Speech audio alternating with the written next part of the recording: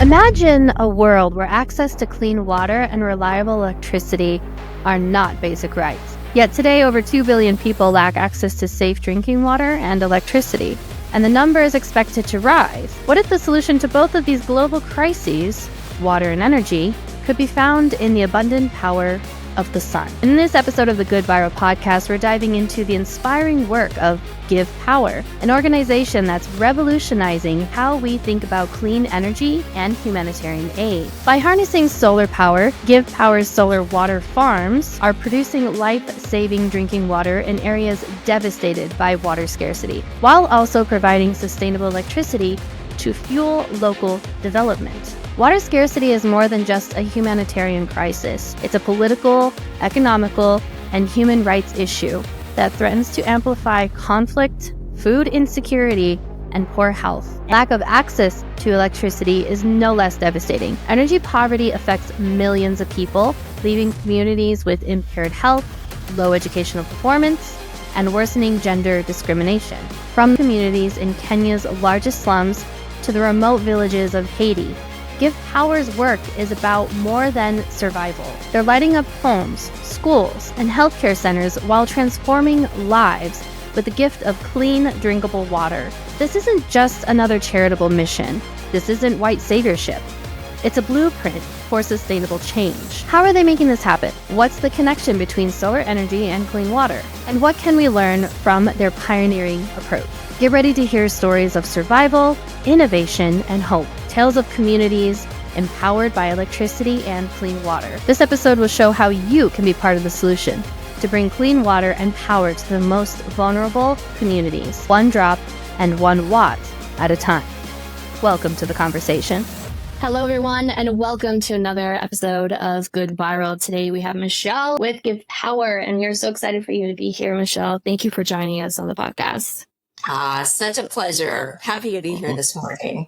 The first thing is, as far as your company is concerned, we want to know a little bit about sort of the origin stories and also for you personally, how you got started. And so can you give us a little bit of a background as far as how the organization came about and then how your involvement with them came about? Yeah, you bet. So our founder's name is Hayes Barnard, and Hayes and I met, it'll be 20 years ago in February. I was managing radio stations in Sacramento, California, and he had this little mortgage company. And he was buying advertising on our stations. And so Hayes and I got to know each other over lunch one day. And at the close of that 3-hour lunch, he asked me a question. What I would have to have accomplished by the end of my career to feel as if I spent my time wisely. And it's such a great question. And I sat and reflected for a minute. And, I was raised in a family where we were sort of taught that we are all given unique gifts for a purpose. And for whatever reason, since I was a child, I had this passion for working on education in Africa. And so I shared it out with Hayes that, someday I would love to be able to use whatever skills I had developed to go and work in Africa on education problems. So that was in 2005. I quit my job in radio and joined Hayes, and we started 4 other companies together in the years thereafter. And that mortgage company grew to 600 employees in 2.5 years. It was just a real rocket ship ride. And in 2009, if you might remember, the economy was not so great around the world, and particularly in mortgage. And we used to set our New Year's resolutions together. And we were sitting together and talking about what we wanted to accomplish the next year. And out of the blue, he said, let's go build a school in Africa. And I remember thinking, first, I can't believe he remembers that little conversation. We'd never revisited it. And second, we're broke. There's no way we can go and do this right now. And he said, no, let's just go ask our friends and family to make contributions and let's go build a school. I think our leadership team needs a more grateful perspective. So Hayes and I raised the funds privately, and we took 8 of our senior leadership people and we went to Mali, Africa, and we built our first school. And as we were sitting in this little village in the pitch dark, we started talking about the solar company that we had just started. And hey, wouldn't it be amazing if someday that solar company got so successful that we could come back and bring electricity to this village? Mm. Well, flash forward, and in 2013, that solar company had gotten very successful, and we sold it to Solar City, who was 38% of the solar market in 2013. And as part of that acquisition, Hayes and I went to work for Solar City in San Francisco. One of the first things we did was to take the CEO, Lyndon Rive, with us to Nicaragua to install a solar system on a school. And that was the first that was built. And by the time we left that village, Lyndon made this promise that for every megawatt of business that Solar City installed in the US, he would pay to power a school in a developing world. And so over the next 3 years, we powered over 1,500 schools in the developing world just with Solar City's support. And we kind of learned, people came to work for a different reason. Yes, they were joining the clean energy movement here in the US, but they had a higher purpose in bringing clean energy into the developing world as well. So in 2016, we sold Solar City to Tesla, and that little CSR program was spun off into a separate 501c3 that we now call GivePower. So in 2016, we started raising money from, other high net worth individuals, other companies, and we started building bigger solar projects. We still powered schools, but we started looking at hospitals and medical clinics and fire stations and conservation parks, all of the things around the world that need power. So, flash forward to today, and we have now powered 2,434 schools. We've electrified 205 other large projects. And we are now focused on the water problem and desalinating sea and brackish water sources to create clean water for people around the world. And so our projects span 28 different countries today. This year alone, we'll build 55 more. And all of that said, you guys, I still feel like we are so in our infancy. There's so much more that needs to be done to provide energy to people in need. That, time is of the essence, and we have to grow really fast in order to help meet the needs of the world. Yeah, thank you for that. That's amazing and a cool story. And in a very short amount of time that you've been able to grow these businesses, sell these businesses, and then create all this impact. That is pretty astounding. Kudos. Yeah, I'd like to make a comment here, if it's okay. I'm blown away by. It's almost like it came from nowhere. This idea. I mean, I was, before, obviously, in getting you on this call, I was looking at who you are now, what you guys are up to. I'm really impressed. But I love that story about literally it was just some ideas that you guys had way back when. I mean, it's a beautiful story. It really is. And so hats off to you for, all the efforts over the years. And so anyway, I know Anastasia wanted to ask something, but I wanted to say that because it really, I don't know what I was expecting, but that was not what I was expecting to hear. So that's really cool. Well, it's one thing that I would say to your audience, you guys, had I not shared that dream in that conversation, I don't know that GivePower would exist today. And so it's one of the things that I try to tell everybody I get the chance to talk to. Share your dreams. As much as they might not seem to apply in the moment, you never know how those might develop over time if you just share with others your aspirations. Yeah. Well, yeah. Sounds a bit familiar, huh, Daniel? Yeah.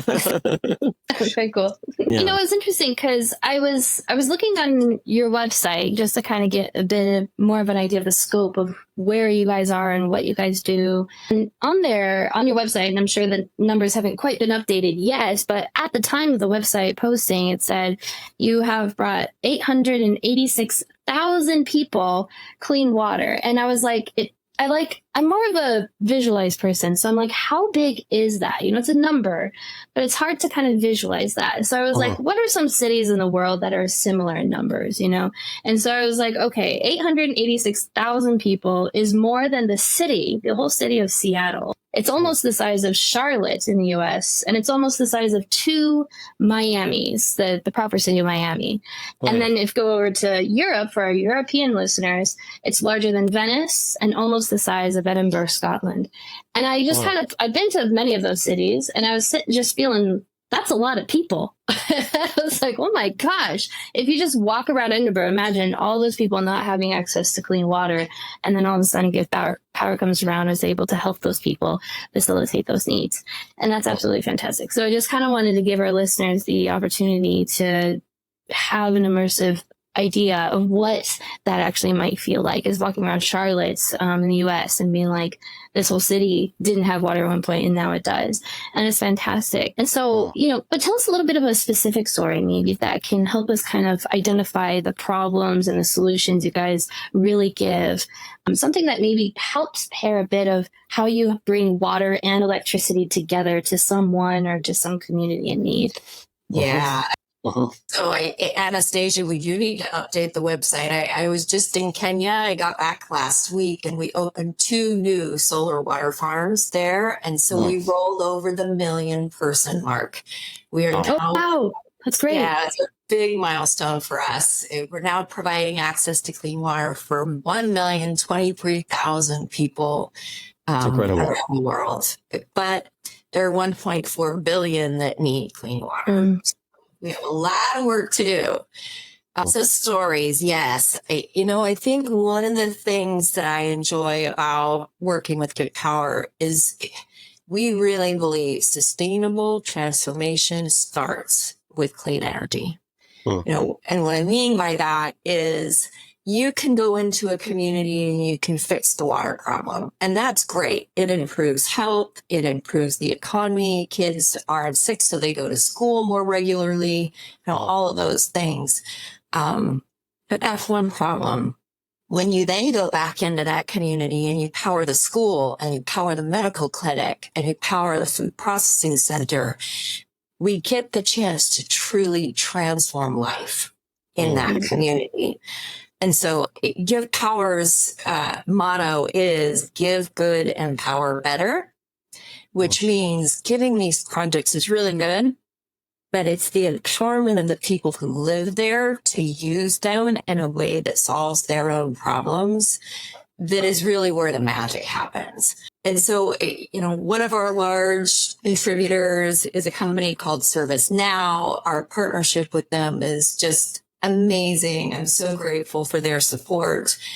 They have put together a coalition where they come in and they provide the water in a community, and then they bring their partners in to help power the school, to power the medical clinic, and so on. It's been really inspiring to see a corporate donor bring their family and friends with them in terms of their business relationships to help make a difference in these communities. Truly. I'm imagining that our listeners are hearing this and realize that it's great work, but I'm trying to sort of visualize myself, right? So what it's like. So for some of the places that you've been to, that you've visited, that, for example, a place that has no power, that has no clean water, can you share with us like some sort of what it is that you see with your own eyes, and why is the need there? What's really the need out there? Yeah. So one in particular sort of comes to mind. I was in a very rural area of Kenya, which is where we do a lot of our work. And I went out to a community that, was down a dirt road. And I sat with our interpreter, as I often do, and having conversations with people who live there. And there were 2 women I'll never forget. We were coming down this dirt road, and there were just tattered, kind of sparse palm trees. And there were spray painted symbols on these trees. And when we got sitting down with these 2 women, I asked the interpreter, what is the purpose of the markings on the trees? And one of the women explained that marked ownership. And so she was completely dependent on one tree for her livelihood. It provided palm leaves that she could sell for people to use as roofs. It provided the fruit that she would chop up and sell or eat herself. And she tapped the tree for its sap to make candles. And so it suddenly happened to that tree. Her source of income was gone. And her income paid for water almost exclusively. And water for her was very, very difficult to get because there were no wells in her community that had fresh water. So she had to have it couriered in on a little motorbike on a regular basis. She was paying an exorbitant amount of money for that water. And they were living in the dark. And I remember going back to my team and saying, okay, we've got to find a way. We have to find a way. Kenya was experiencing the worst drought that they had seen in 40 years. And I just kept thinking, if that tree dies, what happens to these people? We have to find a way to reduce the cost of water. We have to find a way to bring electricity. And so I was really excited when we built one of our solar water farm Mobies, which is our smallest unit nearby, and we're able to provide water at 1/10 of the cost that she had previously been paying, so that the income that she did make from that tree could be used for other things to improve her life. If you're feeling inspired by Michelle and the mission of GivePower, but you're still asking the question, what can I do to help?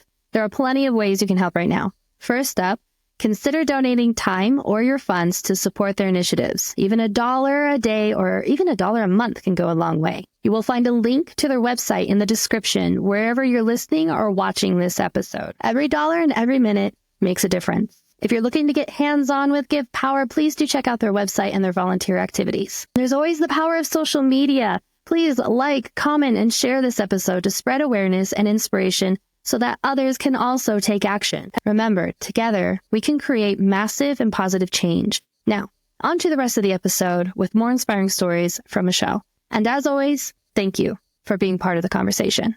Wow. That is amazing. That's a great story.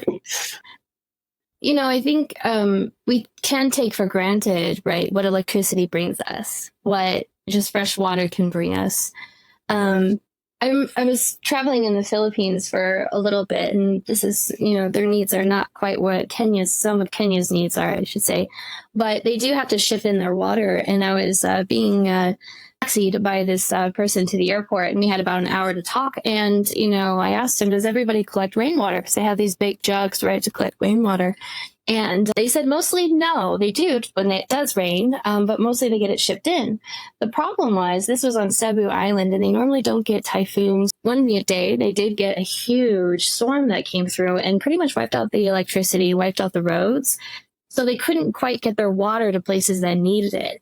And that was for months. And they were so dependent on shipping the water, right? And so like you're saying, if there was a drought, if that tree died, or what if the water wasn't able to come into that area anymore? You know, there's so many factors when you're dependent and when there's not water source right there.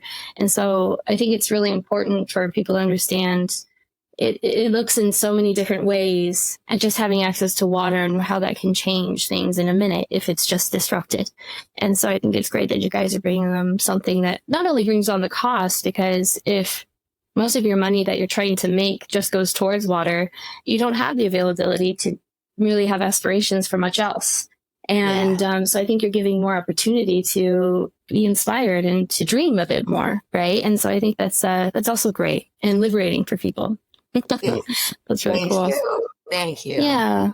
Yeah, certainly. Can you share also something you mentioned? It sounds like you guys are sort of in a way like adopting a community. Like you said, it's not just one project, but you might be starting with one and then working on several projects with that community. Is that right? Is that how you sort of work? Can you explain that a little bit more, that process? Yeah, sometimes that's the case, and we call those transformation projects, where, for example, on the north coast of Colombia, La Guajira is the poorest district in Columbia, and we chose to really focus on that region about 4 years ago. Today, I think we've powered 16 schools. We have a water project there. We powered a food processing unit. And so there are points where we really do try to go deep in order to really lift people out of poverty in a meaningful way. However, there are other projects that are just unique. We just finished 2 communities in Zambia. We're working at a hospital in the DRC. There are those scattered needs as well that we're leaning on. A lot of those projects are in partnership with other large nonprofits. And so if you think about it, the world's biggest problems need electricity and their solution. Healthcare needs power. Education needs power, art needs power, so on. And so we work very closely with World Vision and Beast Philanthropy and Constellation International. When they find a project that they want to, problem they want to fix, they call us to bring electricity to that project. And so in those cases, we may not be working on the whole community. We're going in for a specific purpose. I thought it was really interesting. You just said I cannot say it. Beast philanthropy. Thank you. That's such a hard word for me. You just said beast philanthropy. Wow. Okay. You just said Mr. Beast. You just said Mr. Beast and his philanthropic channel. So I just introduced Damien to Beast Philanthropy on YouTube and who this person is. So that's really cool that you've been able to work with your own projects to combined projects to large projects and these big names like Mr. Beast, which is really great. It's a testament to me, at least, to the credibility a lot in your organization, that you're a trusty organization to work with. And so I just kind of wanted to get a little shine for that. I just, what I was thinking about, because you said that you started with Hayes, several different companies, and it sounded like one of those companies was the solar company, and that was, I suppose, that it sort of must have sprung from an interest in clean energy, but in California, right? Isn't that where it, and so it was really, I'm just sort of going back and trying to make the connection from then to now. So basically, I guess the main focus, you might say, or correct me if I'm wrong, of your company has more to do with going to these various places with the help of support and donorship, and that's to help people. And can you tell us about that connection and how that is these days? Yeah, So kind of taking you back to that conversation of the lunch, I turned the question back to Hayes and said, well, you have to accomplish that in your career to feel as if you spent your time wisely. And, he was raised by a single mom when he was always very tight. And so he had a passion for saving the average family money on their everyday bills. And so we started that mortgage company first because that's the biggest bill in anybody's budget. And we thought if we could save money there, that would make an impact. And then we opened an insurance company to save them money on their car and auto and life insurance. And then we started the solar company to save them money on their electric bill. That was sort of the ethos of the companies that we started. And the categories that we went into. So I can't say it was a passion for clean energy at the time. It was really in this budget issue we were trying to address. So today, we ended up selling that insurance company. We sold the solar company. That little mortgage company is now called Good Leap. Good Leap's valuation was $12 billion a couple of years ago. It's done extremely well. And it does. That company is transformed now into a financing company for clean energy products. And so, Good Leap is one of the largest lenders for solar systems here in the U.S., but they also finance roofing and windows and all of those sorts of things that you would want to look at in order to make your home more sustainable. And they still do mortgages. And so Good Leap is our largest donor today. And their contributions cover 100% of our administrative and support costs.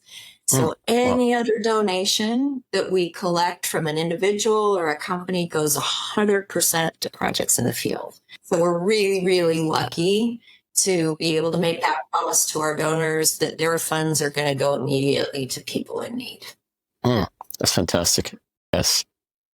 There was an interview we did with Unbridled from Colorado, and they did something rather similar in terms of they were going to be in business for doing good things. And one thing I really heard from that was exactly that, is like, let's create companies that are fighting to not only do good things for the customers, but to do good things for our neighbors as well. And I think that's really, really cool. So wow. I get all teary-eyed. I'm like, it's so beautiful. It's pretty wonderful. I feel you, girl. You know, you probably have projects always in the work, but one project that I thought was really interesting and that you mentioned as well, which is desalinating water. And that's, you know, taking ocean water essentially and turning it into fresh water we can drink and use on your land. And, you know, there's places in the world that definitely need that help. But you always hear that from the big rich countries, you know, from the United Arab Emirates and to the Saudi Arabia. But tell us how you're bringing that to more or less the common folk, as you could say. So, you know, as wonderful as it is to bring light to a child in her school, if she doesn't have clean water to drink, she's not at school. She's sick, she's taking care of loved ones, she's fetching water, things like that. And so we kind of saw this problem as we were out building projects. And in 2017, we hired a team of engineers to start working on a solution for clean water.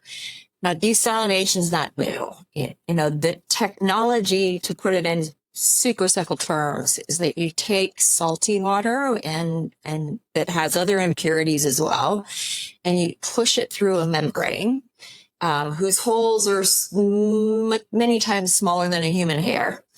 And the salt and impurities stop on that side of the membrane, and the clean water proceeds through to the other side. Okay. It takes a tremendous amount of energy to push that water through a membrane. And so historically, desalination has been reliant on diesel, you know, dirty energy, and it's very expensive because of that. So our innovation was really connecting solar and battery power as the power source for that desalination process. And by doing so, you can put these systems in areas that aren't grid connected, you know, out in a rural village. There's no cost of fuel to keep operating, you know, so on and so forth. And so we built our first system in 2018. And that first unit is called Max. It can produce up to 75,000 liters of clean water a day for people.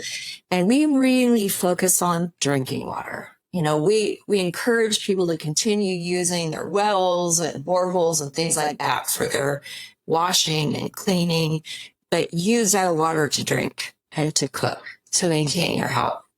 And so we won the World Water Awards in 2020 for the technology. We've been in Fast Company's world-changing ideas in 3 different categories.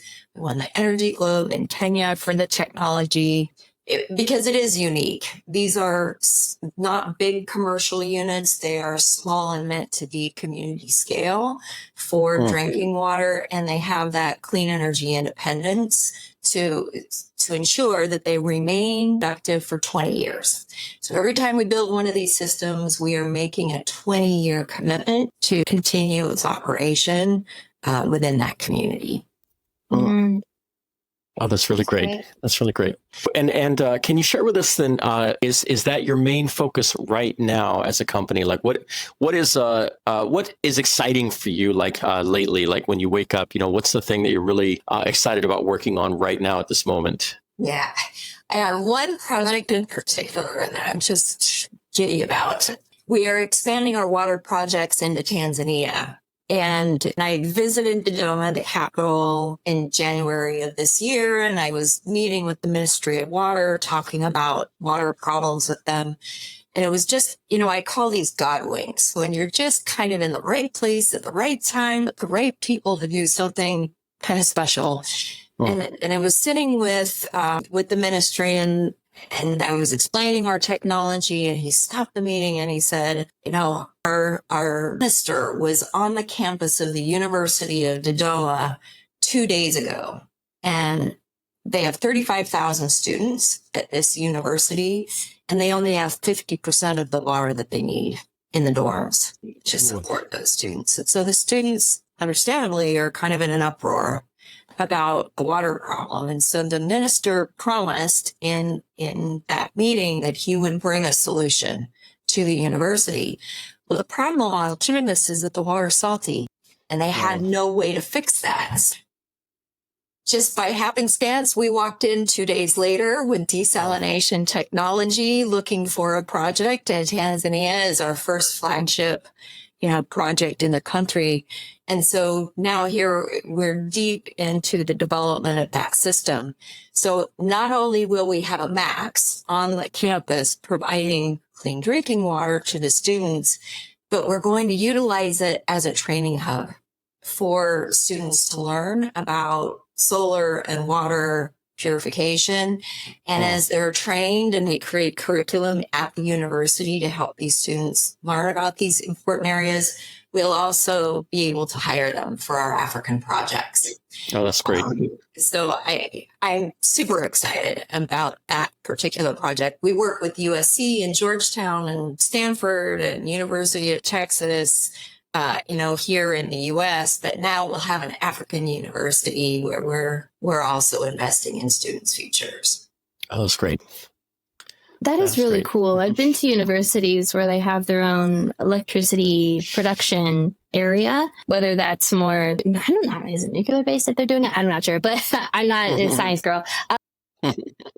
I'm not sure if these universities are doing nuclear science or solar, but I know that they definitely exist. And I think that's so great that that's coming to this university, that you guys are able to bring sustainable, super sustainable ways of not only bringing energy, but also bringing desalination technology. That is absolutely fantastic. Wow. So hopefully I'm going to go find that university and follow them on Instagram, because I'm like, I really want to see how this goes. This sounds great.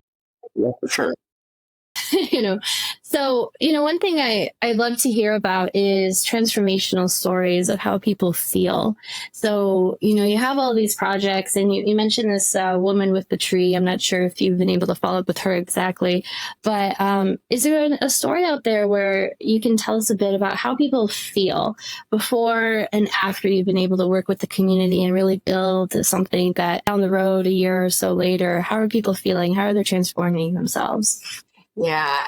So one of my favorite parts of GivePower's work is our ability to create jobs, for people in these communities. And it's not only the employees that we hire and train and so on, but it's also the donkey owner who now has a clean water source and he can distribute water in his community. There's all these sort of micro businesses that have an opportunity when we go in and bring power or water there. But the one that comes to mind is actually about an employee. We were opening one of our solar water farms, and I was there for the grand opening celebration. And when I have those opportunities, I really try to engage every staff member in conversation and get to know them a little bit.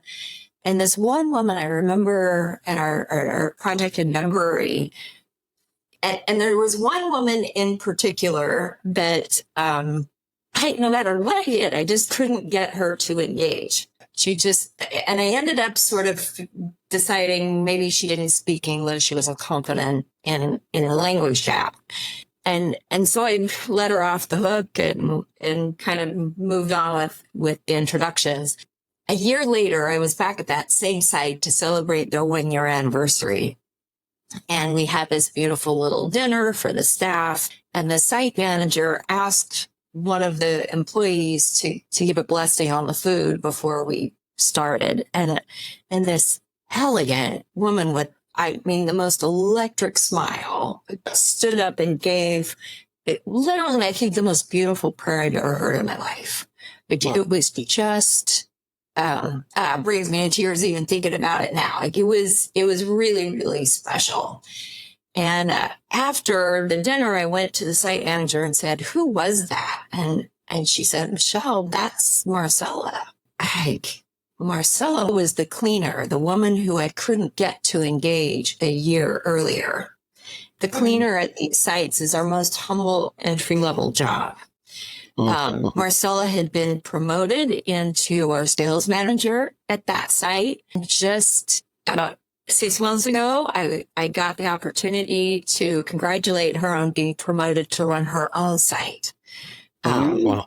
And that's what we get to do. You know, in GivePower, we like to say there are angels in need of wings all over the place. People who are passionate and hardworking and smart, and all they need is a chance to be able to use those gifts in their communities. And so it's one of my favorite parts of the job, to be able to see the evolution of our employees as they spend time with us and get those opportunities. Wow, great story. Great story. Can you share with us, so for our listeners that are excited about what they're hearing, what's the one place, the best place for them to connect with you all, to offer their support, to be involved interactively in one way or another, or to donate? What is the one resource that you guys would recommend for our listeners to get in touch with you all? Sure. So our website's probably the best place, givepower.org. And I'll give you just a handful of ways that we engage with people. Our work is only possible given donations. And so contributions are always incredibly appreciated. This is the water problem in particular, you guys, is solvable. You know, it costs us with our maxes $1 a year to provide access to clean water for somebody. We call it our 20 for 20 program. A $20 donation creates access to clean water for 20 years for somebody. Wow. And so for those who are able to make a contribution, you know, $20 a month provides a new person access to clean water for 20 years. And I recognize not everybody can quit their job and go to work for a nonprofit, but you can become a champion in the company that you work for putting a corporate social responsibility program in place. Back to that Solar City experience, we really learned the value of in culture within a company when you're gathered around a mission that's beyond the core business in giving back in a meaningful way. And so, again, on our website, we have a program called Give Partners. If you think your company might be interested in putting together a CSR program with us, you know, submit a little inquiry form and we'll get back to you and teach you how to do it in a really easy, turnkey way. And then lastly, we take groups of donors on treks. So we've taken over 1,000 people in groups of 10 out into the developing world. You live in a community for a week, and during that week, you build a solar project. Now, these are typically those school projects where you get the opportunity at the end of the week to flip the switch and really be a part of what it feels like to bring impact to the community. And it goes back to that original trip in Mali. You know, had we not been sitting around the fire in this dark place, we might not ever have thought about GivePower and what it's now become. So we like to give these groups the chance to unplug and go out and see life in a different way, and hope that those magic conversations might flow during their experience. And I like the little pun you put in there. You can go in and unplug and go somewhere else. That was good. That's right. Awesome. Well, thank you so much, Michelle, for being with us on the podcast. For those who are listening, please go to the website, donate, go on a track, follow the social medias, share this episode to anyone who you feel like needs some inspiration, because I'm inspired. This has been fantastic, Michelle. Thank you so much for you being here, and thank you so much for GivePower and your team for doing what you do. It's amazing, and keep hustling. Thank you for the opportunity, and thank you for your podcast, you guys. The world needs more positivity. Thank you. Well, absolutely. Thank you so much. Thank you for everything. Thank you for listening to the Good Viral Podcast and being part of the conversation. If you are inspired by this episode, go to our website at goodviral.org. where you can find resources and listings from the episode to continue good efforts. Like, comment, and share this episode to any or all of your social media channels. It's really easy to take a small action, and maybe you'll inspire a big result. When good goes viral, the world gets better.